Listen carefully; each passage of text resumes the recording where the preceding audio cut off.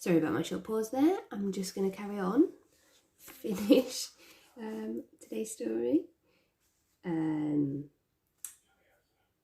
talking about the earring, weren't we?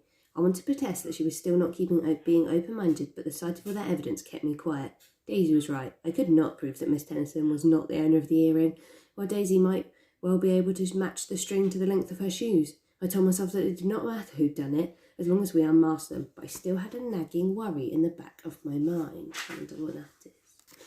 We went down the rest of the tunnel, but found no more clues, and much to my relief, no body either. Miss Bell had gone.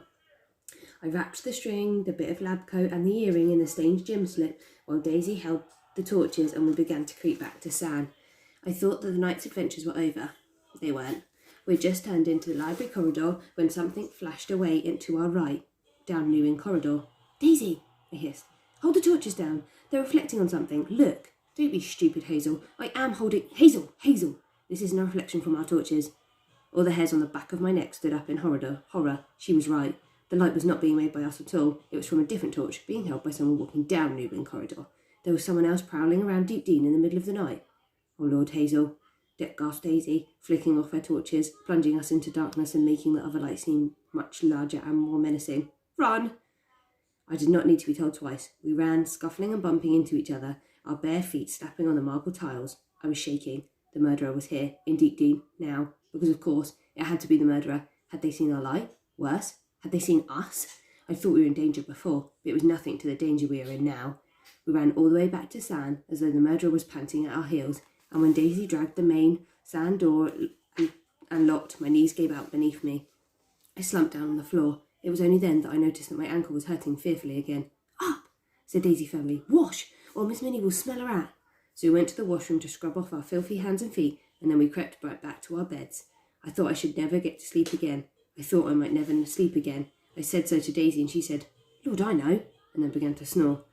Even though I was frightened, somehow I must have slept well, because the next thing I remember was Minnie knocking on our open door and saying, Rise and shine, girls. How are we feeling this morning? Chapter 6. We sat up, and Minnie felt our foreheads and looked down our throats with the flat stick nurses always have. Then she told us, we seemed far better today. It was Saturday. At Deep Dean we have lessons on Saturday mornings. Really, we do. But luckily, Minnie didn't let us out of San until the morning was halfway through. Daisy managed to wangle us a perfectly heavenly San breakfast before we went. 3 slices of toast instead of 2, strawberry jam instead of marmalade, and a mug of cocoa. And we were let out of San just in time for bum break. It was almost enough to make me forget what had happened the night before. Almost, but not quite. Oh, Beanie squealed when she saw us moving back so we could slip into the biscuit queue. I was so worried. She was sure you were dying, said Kitty, putting an arm around Beanie's shoulder. I was not. Jammy of you, getting out of Latin like that, said Lavinia as she pushed the shrimp in front of her out of the way. Some people have all the luck. We missed a portman, though, said Daisy regretfully. I wish these shrimps would hurry up. I'm starving. Once we had collected our biscuits, only squashed fly on Saturdays, which I think is hardly worth it. I think they're the flat biscuits with the raisins in. Daisy and I shook off the rest of the third form and went in search of Jones, to make certain that our nighttime quest had gone undetected, and to return the borrowed keys. We found him out by the flower beds, telling off one of the gardeners. Hello, Miss Daisy, and, he said when he caught sight of us. Feeling better today? Nothing ever gets past you, Jones, said Daisy in her best admiring voice. However, did you know we were ill? Who do you think mopped up after you? Nasty mess you made. Feels like I've been cleaning up messes all week, though. So much. Yours wasn't so much of a bother. Oh, have you? Asked Daisy. She sounded terribly sympathetic, but I could feel her arm tense up next to mine. Have we left our dirty footprints behind us? Jones huffed down his nose. Indeed, those smashed windows were the worst of it, but all week I've been finding little things out of place. This morning I came in and everything's a mess in the new wing. The gym cupboard's all untidy and these flower beds have been turned over. Look at them. All scratched up and the flowers ruined. We only put the new winter beds in on Monday too. If it is those shrimps, they need a good talking to. Poor Jones, said Daisy. How awful for you. Here, look, you dropped your keys. It is awful, said Jones forcefully, taking them from her without even looking.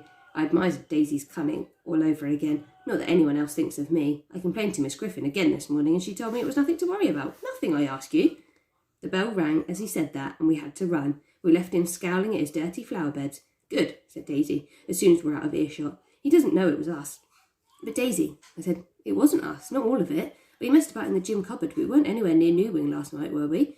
And we never went outside, so the mess in the flower beds wasn't us either. It must have been the murderer. Daisy stopped suddenly, her mouth open. Lord, I know exactly what they were doing to make that mess. The earring we found. I bet they discovered they'd lost it, so they'd been coming back in the evenings to hunt for it. She looked delighted. I still felt horrified at our narrow escape. Well, it's a good thing we got to it first, said Daisy, making the best out of things as usual. This is going to be quite exciting, isn't it? Now come on, we'll be late for prep.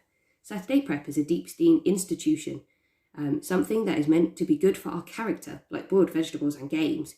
We got into our form rooms and struggled away at all the week's undone work, which of course none of us except Daisy could ever finish, and she makes sure not to. As luck would have it, we came into prep to see that Miss Tennyson was taking it that day. I froze in the doorway and Daisy had to kick me from behind to get me to move.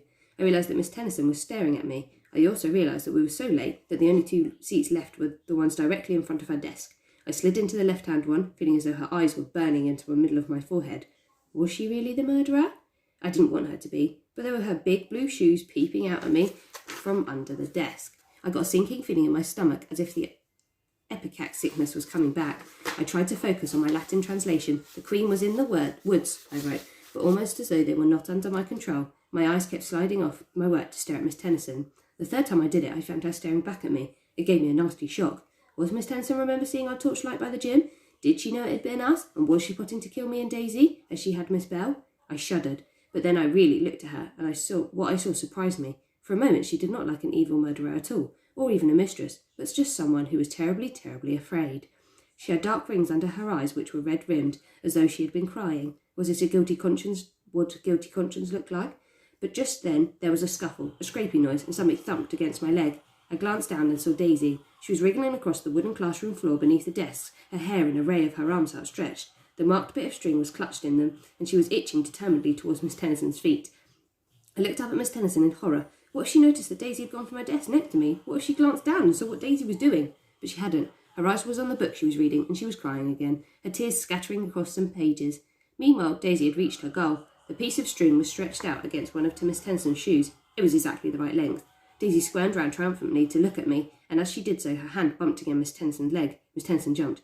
"Good grief!" she said, looking down at last. "Daisy, whatever are you doing?" "Oh, Miss Tennyson," said Daisy awkwardly from the floor. "Oh, Miss Tennyson, I'm feeling most dreadfully strange. I think I might be sick. Hazel and I were frightfully ill last night, and I don't seem to be quite getting over it. Can I go back to San?" I was terrified that Miss Tennyson would work out what Daisy had been doing, and she only put a hand over her eyes. "Whatever you like," she said wearily. "Hazel, take her. Just go to San, both of you." Interesting. So they are heading towards Miss Tennyson. I'm going to go now. I look forward to seeing all your work and seeing what happens in the story. Bye.